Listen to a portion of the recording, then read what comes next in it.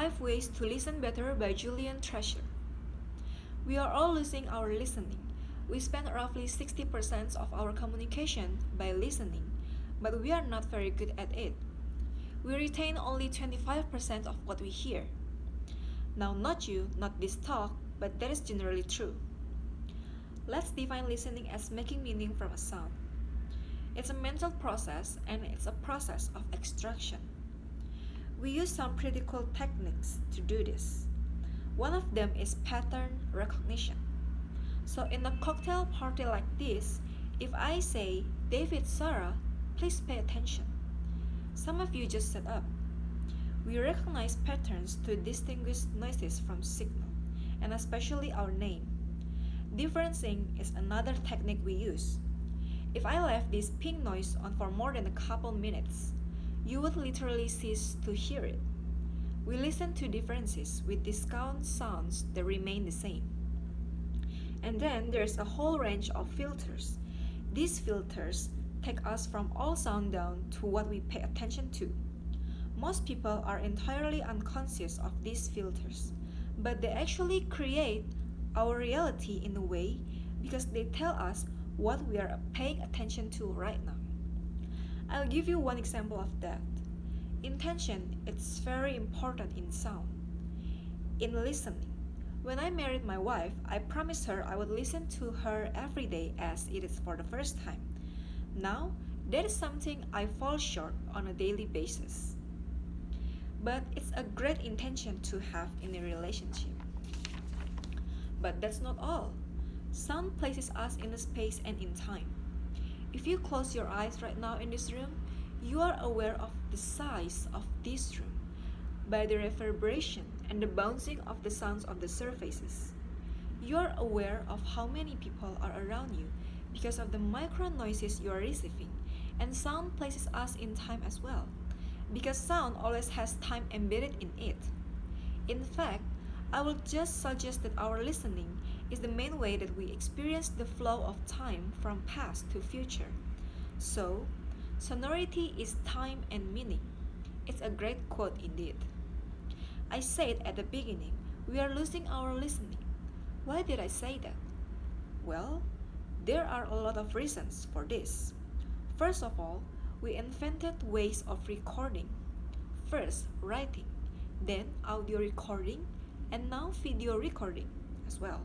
The premium on accurate and careful listening has simply disappeared. Secondly, the world is now too noisy. With this cacophony going on visually and auditorily, it's just hard to listen. It's tiring to listen. Many people take refuge in headphones, but they turn big public spaces like this, shared soundscapes, into millions of tiny, little personal sound bubbles. In these scenarios, nobody is listening to anybody. We are becoming impassioned. We don't want oratory anymore. We want sound bites. And the art of conversation is being replaced, dangerously I think, by personal broadcasting. I don't know how much listening there in this conversation, which is really sadly very common, especially in the UK. We are becoming desensitized. Our media have to scream at us with this kind of headlines in order to get our attention. And that means it's harder to us to pay attention to the quiet, the subtle, and the understated.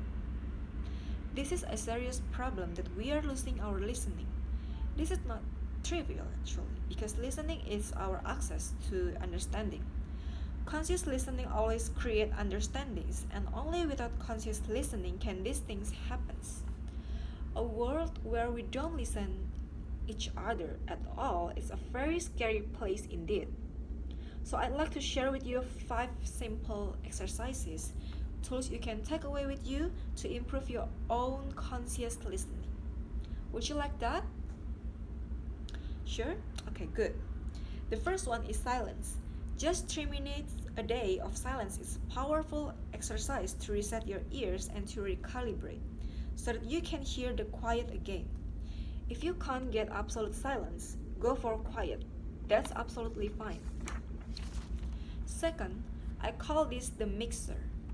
So even if you are in a noisy environment like this, and we all spend a lot of time in spaces like this, right? Listen to the coffee bar, to how many channels of sounds can I hear, how many individual channels in that mix am I listening to. You can do it in the beautiful places as well, like in a lake. How many birds am I hearing? Where are they? Where are those ripples? It's a great exercise for improving the quality of our listening. Third, the exercise I call savoring. And this is a beautiful exercise. It's about enjoying mundane sounds. This is example is my tumble dryer. It's a waltz. 1, 2, 3, 1, 2, 3, 1, 2, 3. I love it. Or just try this one of 4 size. Whoa. So mundane sounds is very interesting. If you pay attention to it, I call that the hidden choir. It's around us all the time. The next exercise is probably the most important of all of this. If you just take one thing away, this is listening positions. The idea that you can move your listening positions to what's appropriate to what you are listening to. This is playing with those filters. Remember I gave you those filters? It's starting to play with them as levers, to get conscious about them and to move different places. These are just some of the listening positions or scales of listening position that you can use. There are many. Have fun with that. It's very exciting. And finally, an acronym. You can use this in listening and in communication. If you are any of those roles, and I think that probably is everybody who's listening to this talk, the acronym is RASA, which is the Sanskrit word for juice or essence.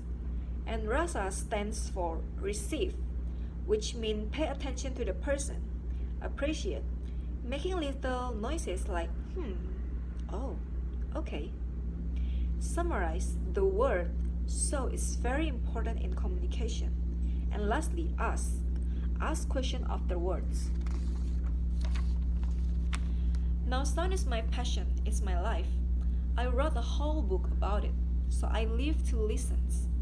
That's too much to ask for most people, but I believe that every human being needs to listen consciously in order to live fully, connected in space and in time to the physical world around us, connected in understanding to each other, not to mention spiritually connected, because every spiritual path I know of has listening and contemplation at its heart. That's why we need to teach listening in our school as a skill. Why is it not taught? I think it's crazy. And if we can teach listening in our schools, we can take our listening off the slippery slope to the dangerous, scary world that I talk about, and move it to a place where everybody is consciously listening all the time, or at least capable of doing it. Now, I don't know how to do that, but this is TED, and I think the TED community is capable of doing anything. So I invite you to connect with me, connect with each other, take this mission out, and let's get listening taught in schools and transform the world in our generation to conscious listening world, a world of connection, a world of understanding, and a world of peace. Thank you for listening to me today.